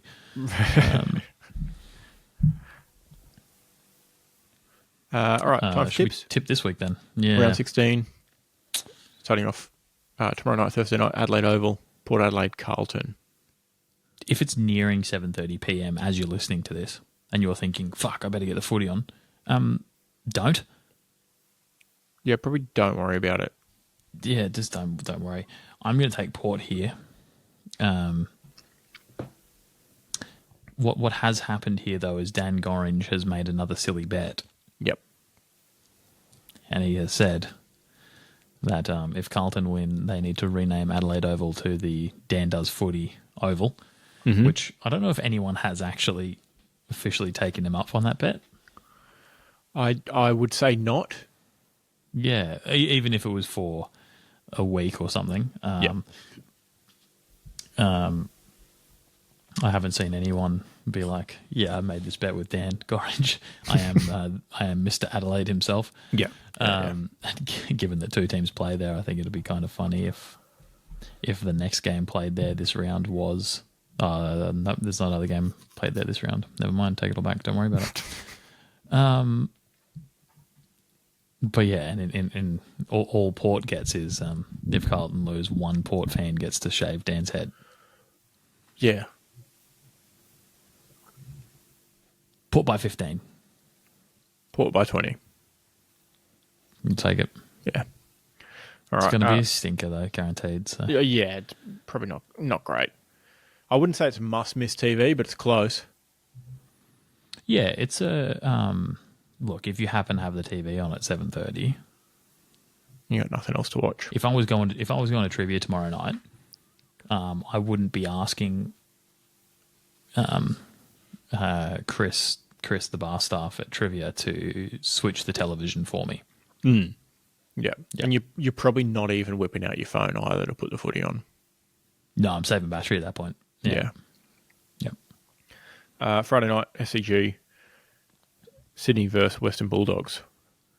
Dogs. Probably the Dogs. Short and sweet. Keep Very it much the Dogs. Yeah. Saturday afternoon, Solarium, Gold Coast Demons. Deposit all the money into the sports bet because the Suns win at the bank. Finance jokes. Yep, very good. People first, Demons second. Oh, that's nice. And then it's an absolute day for it. It's an absolute Storm on the Beach outing all Saturday. At York Park, Hawthorn, North Melbourne. Another Tassie Tango. Yeah, I think North are going to get schooled at UTAS. Good one. Very nice. I think they'll be bowled out for not many by the Hawks via a Yorker. Nice. If we go to what time will the Suns going to be finished? About then, right around 4. Okay, well, I'll be wearing my Hawk. I need to keep wearing my Hawksesson hoodie until it comes up with an L. So if we go to the footy, I'll be wearing Hawk merch then. Nice. Yeah. A treat for Pies fans. They get to make a trip to Marvel to watch Pies vs West Coast. Or not. No, well, it's a treat for Pies fans in the way that the footy season is long and arduous, and what they've essentially ended up here with is a second bye week. Yes. Yeah. They don't have to. They don't have to watch the footy if they feel like it. They can, but this is one of those weekends where you can tell your missus you're okay to miss the Collingwood game, and you get some brownie points. Yes, exactly. Yeah, great idea. Oh, actually, no. Dan, just looking at you, mate. You can get some brownie points by saying, "No, don't worry. I don't need to watch the game this weekend. I just want to spend time with you." Exactly. Oh, actually, they're not even playing this weekend. They just have an open training run on Saturday. So No, it's better if it's better if you say it's a really important game, but I rather spend the afternoon. Yeah. Sorry, for sure. Date night. Yeah. Yeah. But yeah, Pies Go by for Italian. Pies by 27,000. 90 Oh. goals. I'll settle mine down. Pies by 27 goals. Oh. Yeah, luckily this isn't the margin game, or the margin scale that goes to 100 would be getting absolutely rev limited right now on my screen. The line is 60.5 currently. I'll probably take Collingwood to cover that one, I think, as well. I would, for the culture. Yeah. Because you want to watch something, and you have to have something to root for. There's nothing to root for when something. anyone's up by 50. Yeah. Unless you're waiting for them to be up by 60. Correct. 100 plus win is paying $7 currently on Bookmaker of Choice. To say $7? Yeah, that's not very much for 100 plus That's win. not much at all. Not great. Right. All right. Sunday afternoon at the MCG, Richmond, Adelaide. Funnily enough. And later on Sunday afternoon over at Optus, Fremantle, St Kilda. Yeah, I got Freo as well. It'll be the Dockers. Footy fans rejoice. We've got no Essendon this week. Buys continuing. It's a tough week when all those picks add up to, I think my phone just said $6.40 for multi-odds, which is not very good for 7 games. Mine says 6 and 4 cents. So your dyslexia is playing at you. Yeah, I skipped out of it. Last of the buy rounds though, which is nice.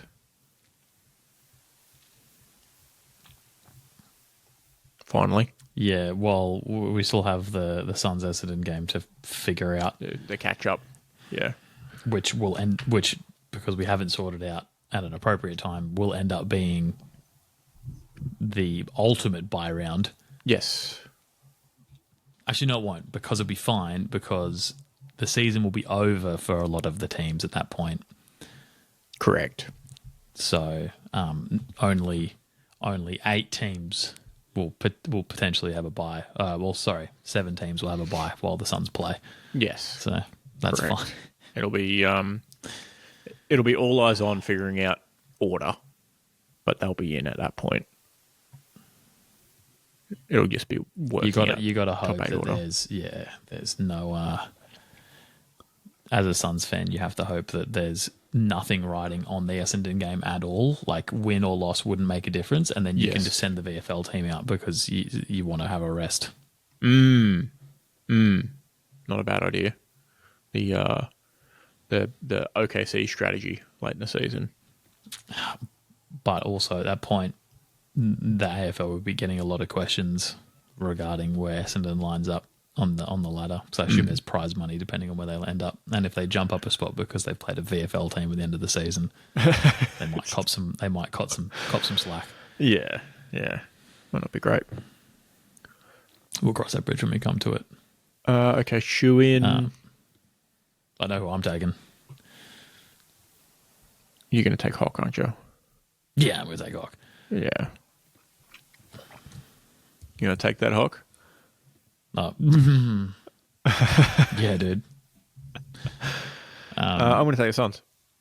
How does that sound? Yeah, ballsy. Yeah, big day. I don't think. I feel like at other parts of the season we've said the kiss of death can't be the worst one. for reasons like this. There's no. I feel like sometimes we give them the worst one, sometimes we give them the second worst one. But $12.50 odds is absolute no chance territory. No, exactly. It's not kiss of death. It is deceased. I'd be inclined to give them a Richmond for the memes. Me too. Okay, cool. There's no point. There's literally no point in trying to root for West Coast here. It's not going to happen. Cool. So we might as well give them Richmond, I could who are at see home. the Crows stutter. Yes. For the memes, yeah. Banana peel. Richmond done some banana peeling. Yes, correct. This season a few times already. So. And early afternoon. I've edited the wrong section of the fucking outline too. What were you editing? We just put our right. In the wrong one. Oh yeah. Whatever, it's fine. Have you already updated the spreadsheet with what we got this week? I haven't, so we should probably fix it. Oh, I can't remember what I did. What was the margin? I'll just keep going backwards until we get to where we belong. How's that sound? Yeah, retroactively. There you go. Undo yours real quick. Thanks. All fixed. All right, there you go. That's what you get for doing it live. This is live television, baby. Yep. Okay, we'll do it live. And Noah Bolter came as well, because it's mid-afternoon. This actually could be big for them. Yeah, correct. Noah Bolter will punch Riley Thilthorpe in the head. Yep. Yeah. Good matchup, that. They are both burly boys. All right, moving on. NHL, the Cup's done. Florida win Series 4-2, back-to-back champs. After going 3 years in a row now. Made some key acquisitions deadline day, and that helped tremendously. McDavid, very good, was held to, I think, just one goal in this series, which isn't that great, but he had a few assists. But that's a tough look for Jesus. Yeah, the goalie situation was what really let Edmonton down, and that's been the case for a number of years now. So they got to figure something out. Because do they sign a keeper and then make another deep run? There's always a chance with McJesus on your team for sure. Leon's locked in, but he will be on. I think he was on like $8 million a year maybe this year. He'll be on $14 million next year. I think Connor McDavid's in for next year, but the year after he's out of contract, and he'll probably get like $15 million a season, I'd say. Which is a lot. But the Oilers made a bunch of trades in the off-season after last season of getting rid of depth guys who they're probably regretting now because they didn't get a whole lot of help, and that experience would have been helpful this time around to play Florida again, but I don't know. They've got one more crack at it, I think, next year before it gets blown up.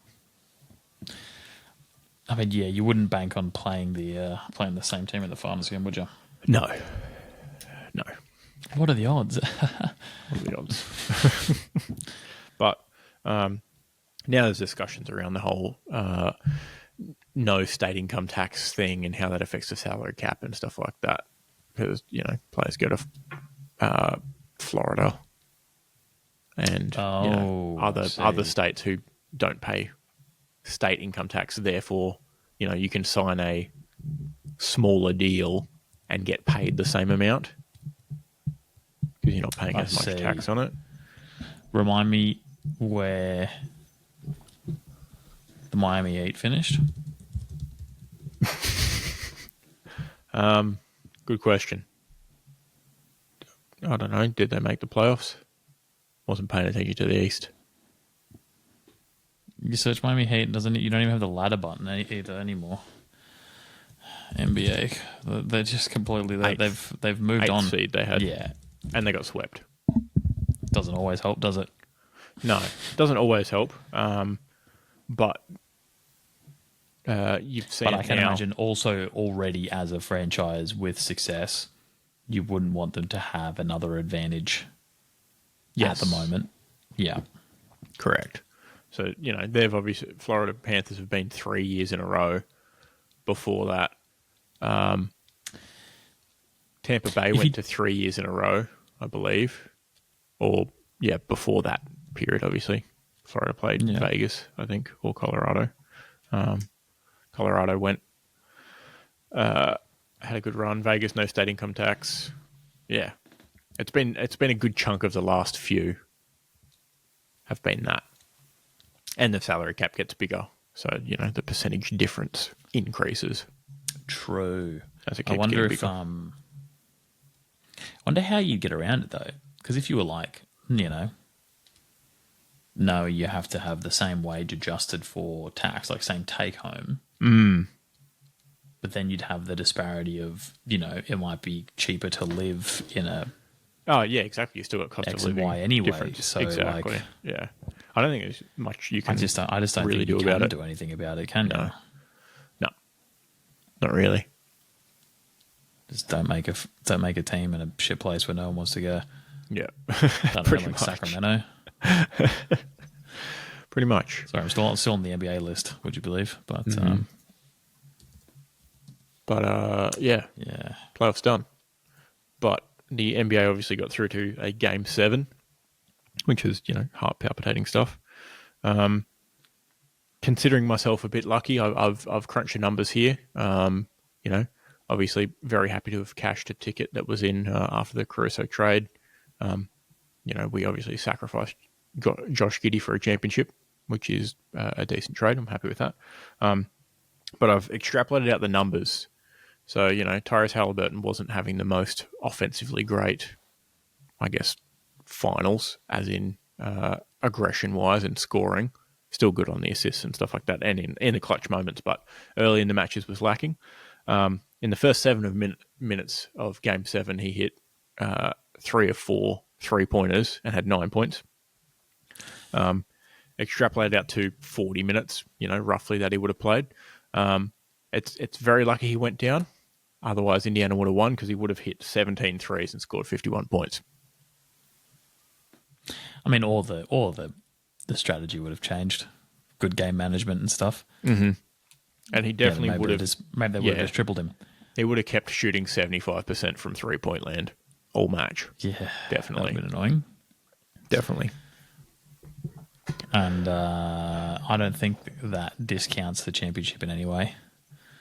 I don't think so either. Like you said, player management it plays into all of them. Yeah, is a bit of it. OKC, Chet was out for 20 games, 30 games in the middle of the season, and then they rested key players towards the end once they'd locked up the conference and the 1 seed. Just played it smart, I suppose. And yeah, defense wins championships, I guess. I've got a couple of stats here. We've now had 7 different champs in the last 7 seasons, which is pretty wild.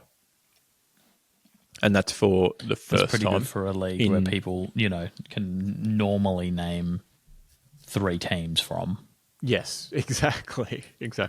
And that's for the first time in NBA history. 3 because I'm throwing in like a Golden State because of recent-ish history. Celtics, Lakers, obviously. Yep. Oh, Bulls too. I guess maybe 5. We'll extrapolate to 5. Throwing Bulls and Heat too. Yeah. Whoops. Very good. SGA obviously won the Finals MVP. First time in 25 years for someone to win the MVP scoring title and Finals MVP. First time ever for someone to win the Conference Finals MVP and then the Finals MVP and the other 2 on top of that as well. New award, obviously, so that helps. You'll find him under the dictionary in the consistent section. Yes, correct. Yeah. Correct. Who was the last one 25 years ago?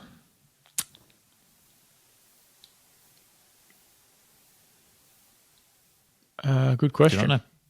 I don't know. 2000. I didn't see it. Yeah, it was just a little score bug thing on the bottom, or someone said it on the broadcast. Yeah, I saw it in a clip, and Shaquille O'Neal. one of the Yeah, okay. I mean, he's in pretty good territory there then. Yep. Funnily enough, also very, very prestigious crowd in general. Wilt, Yeah. Steph Curry, Kobe, KD, Shaq, MJ, LeBron, SGA, and then Kareem Abdul-Jabbar. Some good names. That is rare territory. That is incredibly rare territory. Yep.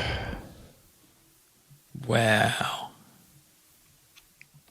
So he may already be the best Thunder player ever. And that's saying He's something. second youngest person on that list too. Kareem got it when he was 23, but Shai's 26. Pretty wild. The Thunder finished with the tied third most wins in a season ever, including playoffs. Pretty cool. Winningest team wins league should be the headline, or yeah, true. And Shea and Jalen Williams scored the second most finals points as a duo since the 1973 merger as well. Wow. Yeah. So everyone pitching in a bit, which is good. I have a few more screenshots here. Obviously, I mentioned Australians winning NBA championships. Now, who was an Australian on the Thunder, you should ask? Alex Dukas. Way down on the bench, but he had some minutes, therefore won the chip. He's now the 9th Australian-born player to win an NBA championship. Bogut. Yep. No, got no others. So you got Luke Longley with the Bulls 3 times, obviously. Nice. Andrew Gaze. Oh, one in 99 with the Spurs. The King, Aaron Baines, one with the Spurs as well. The thing with Andrew Gaze, though, is that I actually don't know him for his basketball. Just for his antics on incredibly annoying he is on bounce. Yeah. In that one segment. Was it Take It Off or some shit? Yep. He just makes the crowd yell. It's like turn it up, gets the crowd involved and doesn't make any sense. That bullshit. Aaron Baines, Paddy Mills, Andrew Bogut, Aaron Baines, Kyrie Irving. Oh, when did he was born here? I it gets me every time. When did Paddy Mills win it? 2014, same year as Aaron Baines with the Spurs. Oh, the Spurs as well. Okay.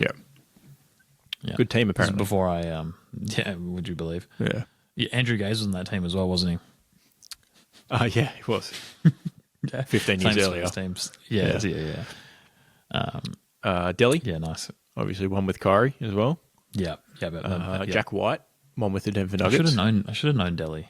2023. I've got his shirt from when he was there. Yeah, exactly. And now Alex. Yeah, nice. How many minutes did he have? He didn't have like 10 minutes, did he? Not many, I will say. Let's have a look. See if we can... It's not coming up too rapid.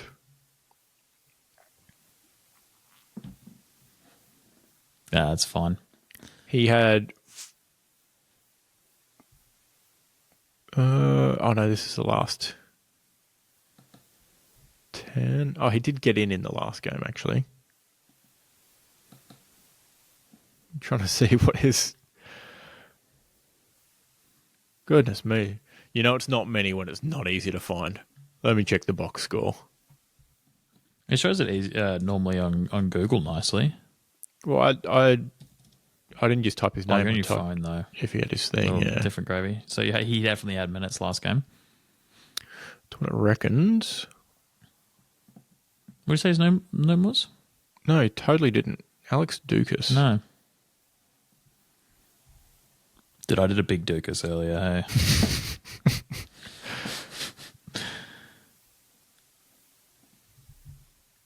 Didn't even Literally last spell played that. in April. Did he still get a ring? Yep. Okay, well, that's all right. Yep. As does Nikola Topic, who was one of the Thunder's picks from last draft, high value pick. He's the first player to win an NBA title before playing a game. He got a ring because he was Is he pretty playing much G League or something? Like, is he injured or is he? He was injured before the draft, and they just sat him the whole season. But he was always on the. If you went to the box score, he was always on the list and said did not play injury or did not play coach's decision. Wow. Yeah, it's pretty wild. I guess they still must have rated him if they draft him. Yeah, with injuries. Pretty good in the draft, these fellas, would you believe? pretty decent.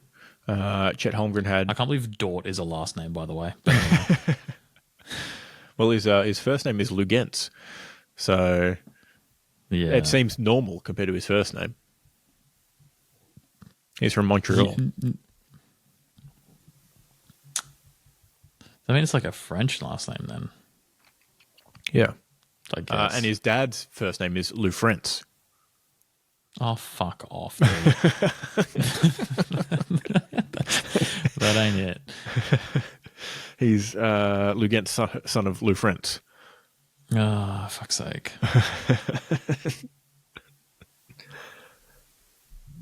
Chet Holmgren had 5 blocks in Game 7. And that's the most in a finals Game 7 since they started being recorded in 1974. Wow. I do like watching big guys on defense in the NBA when they play man, and you see the big guy like doing these ones with his arms all over the place, but like at the 3-point line too. Yeah, and then they can still track back as the dude starts driving, and you're like, oh, that's actually the most athletic thing I've seen today is Chet Holmgren running backwards towards the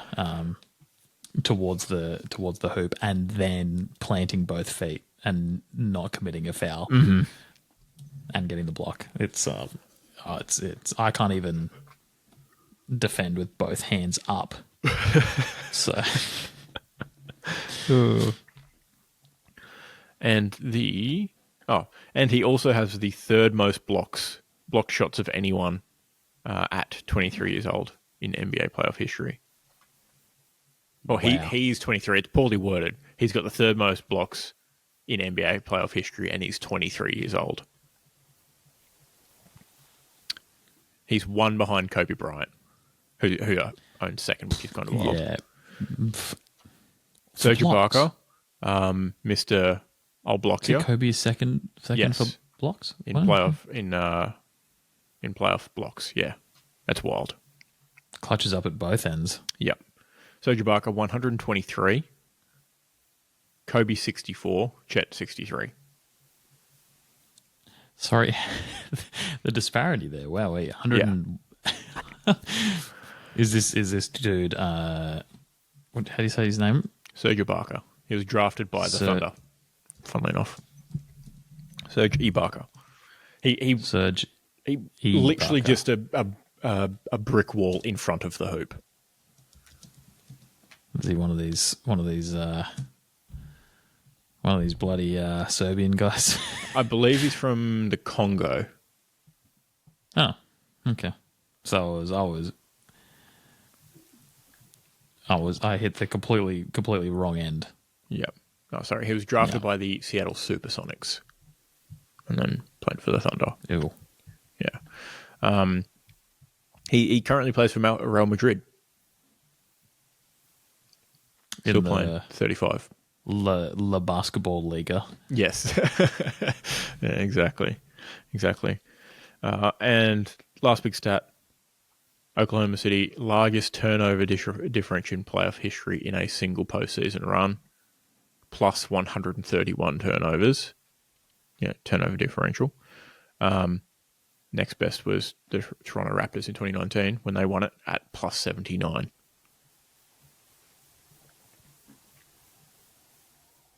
defense wins championships. That's pretty good. Which is true, because then third and fourth is the Bulls from 96, 97. Checks out.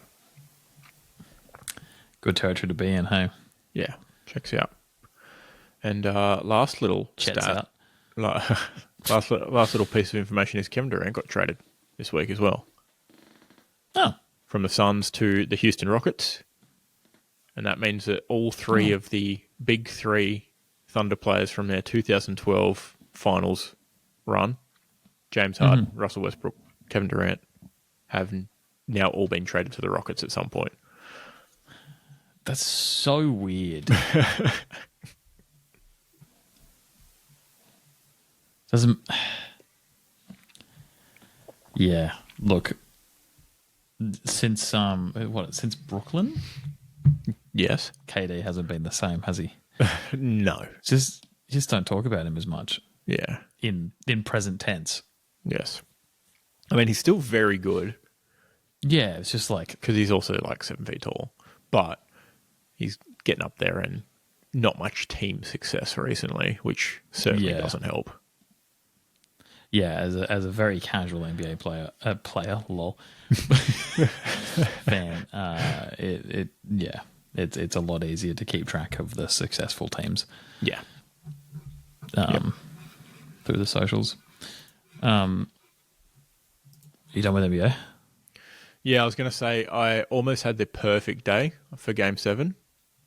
It almost went perfectly, except I was hit by, multi-failing by one leg, of course. That'll do it. That leg being... You flew too close to the sun. Correct.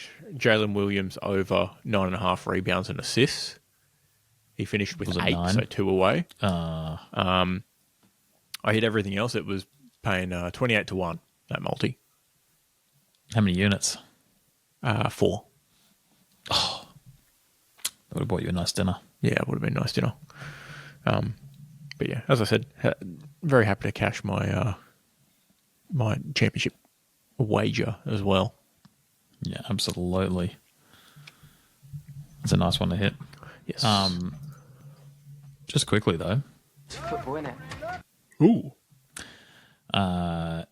Late news, late in. Can't remember if I said Fabrizio did a Here We Go Soon post on the pod, or if I said that just before we came on.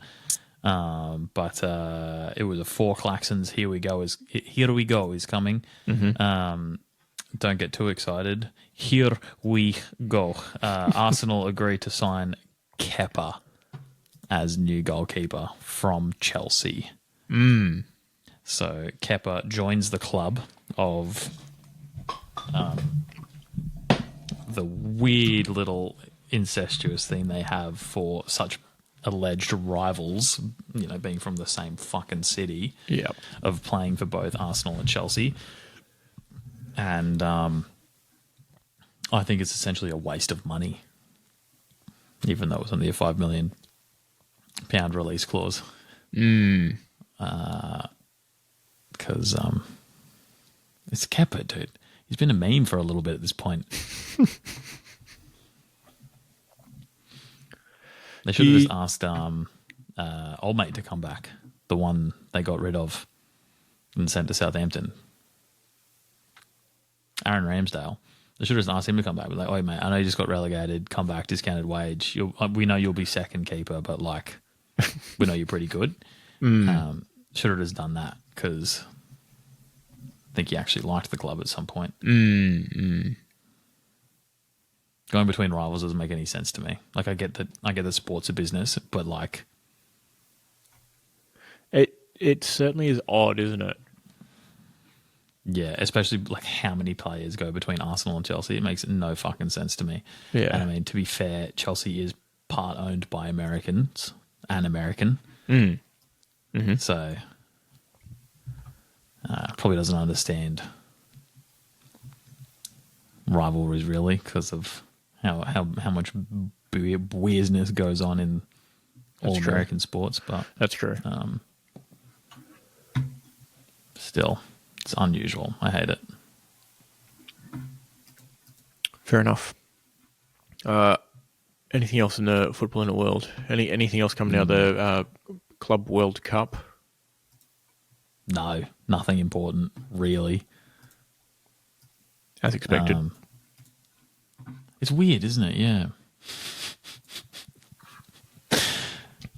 Wowee. All right, should we flip a coin? Good day. Yours or mine? It is my flip. Or late in Butcher of the Week, another one. Zach's graded cards are due to come back from PSA September 12th. Where did he And send them? like a month Overseas? ago. Yeah, PSA is only in America, so he went through. You go through an Australian store in order to send them to America. It makes it easier than doing your own order. And I legitimately think this package has got lost on the way and then got knocked down the pecking list because September 12th is so long. I was about to say, do they literally ship them?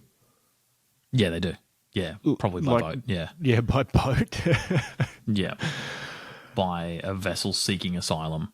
Yeah, clearly. Meanwhile, that one ring that I dropped into the one at Parramatta took maybe 6 weeks. Tops. So. Interesting. All right, my flip. Flipping. Ooh. Tails. Tails. Lovely. Sorry, your voice went real funny there, and I couldn't remember if it was yours or mine. So I just I panicked and called it as well. We'll call that a team win. That's great work. No, we can't do that. We can't. No, I don't want to profit off Tails. Oh, okay, that's fine. Thanks. Yeah, don't knock it down for me. You got it. 32 and 19 all time for me. 63, 82 heads tails. Fucking dog. All right. See you next week. You know what? Enjoy your long upload overnight, you prick. I will. Cheerio.